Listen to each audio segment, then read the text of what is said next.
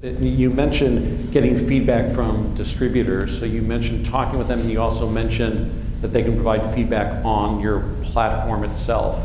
But I was just curious for everybody on the panel, Bhavani, again, I'll start with you since you mentioned it. Input from distributors into your efforts to make the business more digital. How did you reach out to distributors? How did they give you feedback?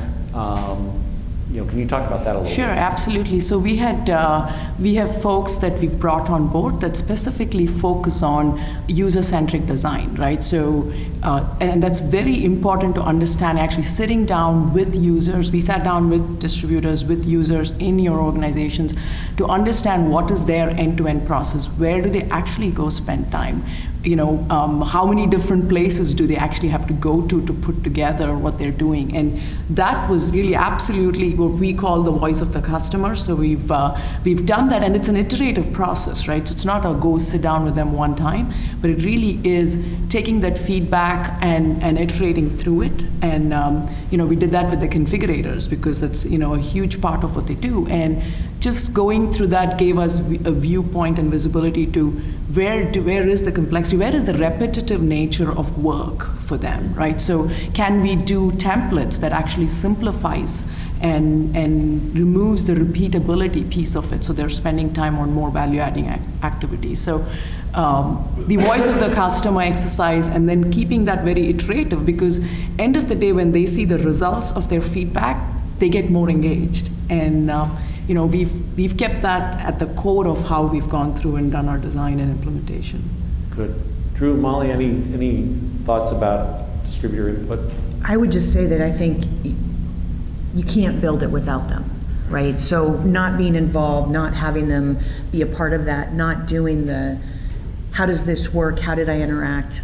We've built 2 or 3 different projects, and each time we've done that, they get better because like you have a group of people who you're engaged with, so they're giving you feedback, and you can't get there without it. Yeah. No, and likewise for us on the G side, I think we're doing some very similar things, this user-centric design and how we go out and engage and find that critical mass, so people who want to engage in that process. But also for us, I think internally it was a big learning curve as a manufacturer of how do we get away from, for 20 years we've had a product in the market doing configuration and quoting, but it's been developed from a sales perspective or internal GE perspective, in the sense of, hey, if you want a clean order, here's a 75 checklist, but please, distributor, fill this out. And then we get questions because every day everybody's like, what does this field mean? And we can't find anybody. So we flipped that and gone out and said, let's go with a 3-step, and then we'll slowly build them in. But just like Bhavani said, we're taking feedback every day on our tool, trying to get better. And I think we're changing that perspective internally where it becomes not filtered down. So, if I have a team, sitting in the East Coast building the tool, how am I getting that fed from reps in California, right? It's making 15 hops away, and then it's becoming important to the salesperson rather than important to the partner. So filtering that and making it user-centered is a huge effort on our part. Got it. Okay. Well, let's turn this around to the audience a little bit. First of all, how many people here represent a distributor company? So, okay, 3/4. All right, that's good. Any questions or comments at this point? You've heard kind of the, some of the initial, or I shouldn't say initial, but some of the key digitalization, efforts of the manufacturers here, self-service, streamlining and getting all the quality of the product data correct. 7 million SKUs is a lot of work. Streamlining the order process, those sorts of things. Have you seen this yet? What's your observations? Do you feel like the digital nature of what the manufacturer is doing is impacting your business? Do you have any questions about where they're focusing? Just give you a chance to get warmed up a little bit. All right, well, keep thinking about, question about. Yeah, so I'd love to comment about doubling down on digitalization. Can you just comment on that, in terms of what doubling down means and what led to the decision to invest in that way, quote unquote, double down? Sure, absolutely. So, I go back to kind of the lens of how we look at digitization. So we've, I'd say we've doubled down on a couple of angles. One, if you look at the product side of the equation. We've made significant investments in what we call EcoStructure, our platform, and for connected products and digitization of the product itself.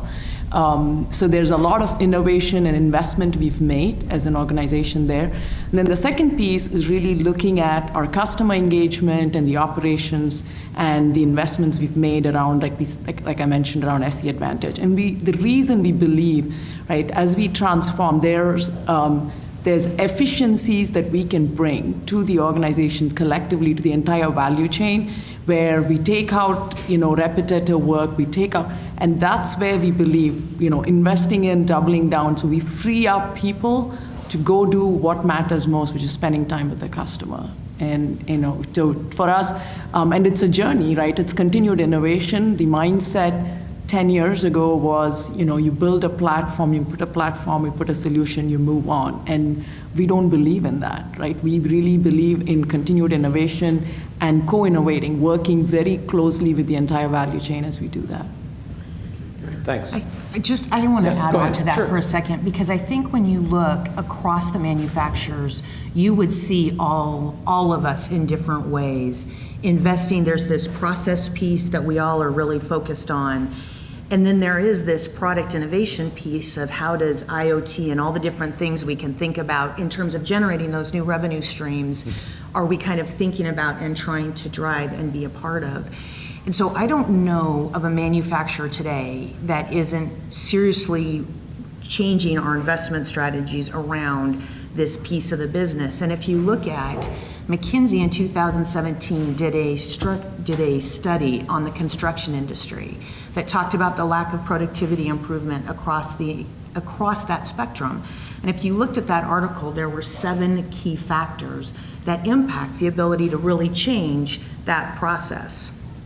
It's just all the things we're talking about, right? Whether it's how are we improving our supply chain, making it easier to be better on that piece, contracts, terms and conditions on projects, and how we share that information and how that works as a part of that process.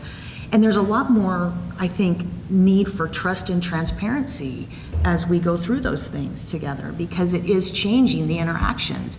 And so I love your comment that it's an evolution, because it really is. I don't think there's this one path that everyone has to go down. I think we're all trying to learn and work and pull the pieces that matter for increasing productivity, driving better opportunities with our partners, to think about that top of the funnel and how are we nurturing customers who today, they're doing 22% of their research online before they ever talk to any one of us. How are we helping connect that dot to our partners and making sure we're continuing that? So I think across the spectrum, a manufacturer who's not investing like that will fall behind so quickly, it won't be sustainable. All right, good. Let me follow up on something that everybody's brought up here, and this is probably a multi-part question, but I'll ask it in single parts, or maybe when I ask the first question, we'll get into all the parts, I don't know. But what's been the, I guess, reaction of the distributors? I mean, have they rushed in to use this? Have they held back? Have they said, that's great, but, we want something else, you're not quite there? I mean, obviously I asked the question for what kind of feedback. You said you're getting feedback, but I'm just wondering, actual usage. I mean, is it slowly growing? So the other parts of the question are going to be things like, what else are they asking for? What investments do they have to make? But the main part of this question is, what's been the actual usage and the reaction of the channel to whatever you're doing? Yeah, go ahead. Okay, yeah, so from a GE standpoint, I think we launched our new tools. We did run in parallel for a while, but I think in terms of usage and adoption, at some point you just have to turn that corner, right? I mean, change is difficult. You try to move, 7,000 plus users out there. Everybody's a little hesitant, everybody's a little resistant. And frankly, I think in our case, it came a little more on the internal side, right? I mean, migrating our internal users, much more difficult than migrating channel distributors, partners that want to engage in that. And I think that was probably a big learning for us as well, which is also why we've gone out and said, look, we're going to go and target that side first. So when we developed the tool on our part on our new Empower platform, it was about not building it internally and then eventually we'll take it to the market. we started the opposite, right? We went to distribution, and the tool was built with that purpose in mind. Now we're starting to see some of the challenges of moving massive projects or project management internally on the platform. But for us, it was about driving that adoption. And what we've gotten is a lot of channel partners going to their sales reps saying, hey, how do I do X? Or I'm on the platform. They're training some RGE people sometimes, right, to new things as they've developed and engaged in that. So we're seeing the success of that, right? We're starting to pull the plug, move everybody over, and I think it just goes back to that feedback in terms of engaging. And our distributor and partners are really looking for us to continue that innovation push. I think that's the one thing that we get back to is people aren't asking so much about, teach me how to do X. It's how do I use it more efficiently? How do I get better? But also, here's 40 things that help me do my job every day, right? I'm at a point in time I'm trying to get this job off, so help me do that. So you've got these tools to make their life easier, but you still have to train them on how to use that to make their life easier. Well, right, yeah, there's some of that, right? And there's inherently, I think the biggest challenge, again, for us is just changing the kind of that tool usage, right? If you sit down and use, I always equate internally, like if you're a Windows PC user for 10 years and I hand you a Mac, It does everything that the Windows PC did, but you're not going to be as efficient day one, and it's driving that learning curve. So we're investing more in not just the feedback, but the learning aspects of it, the training aspects, and just doing it differently. And I think,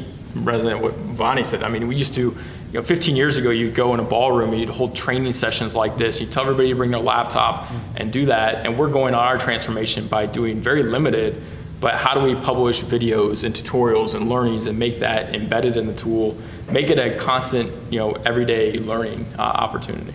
Right, good, okay. Other comments on distributor usage, Molly and So Bhavani? we actually rolled out a new order entry mechanism. So you have EDI, which is a standard, lots of people use that. But we had a lot of distributors who frankly weren't using that or wanted a different way. So we actually rolled out a new platform, and I would call it an Amazon-like shopping experience where they could pick and choose, and it was using our new product data, so using that foundation to feed it. And this is when I think we win, is we didn't have a single distributor who couldn't use it on day one.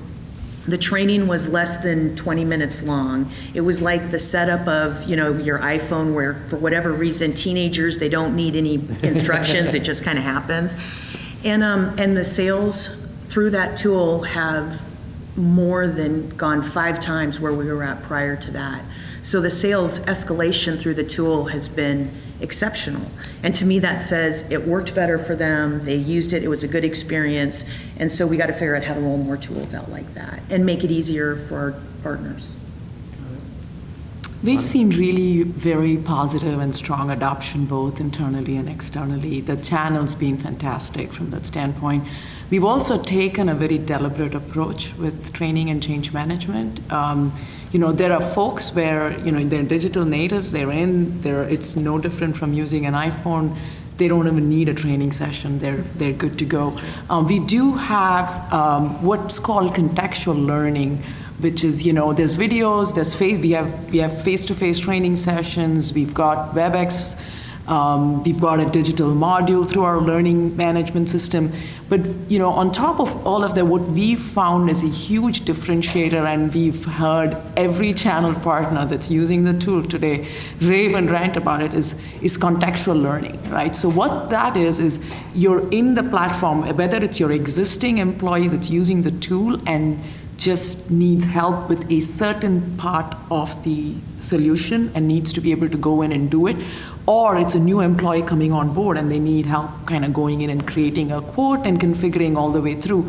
The platform actually helps you, walks you through it step by step, and as it's doing that, you're actually performing the function, right? And that's the best way. It's learning by doing. And at the end of it, you're done with your quote. You're done with your, and so we've got a lot of positive feedback from folks that, around, which is really the future of learning, right? There's all these different mechanisms, and then what's your continuous learning mechanism? How can I actually do that in the platform? So we've got very positive adoption, and to the earlier point on, if you make the tool intuitive and it's user-centric, you're going to see that.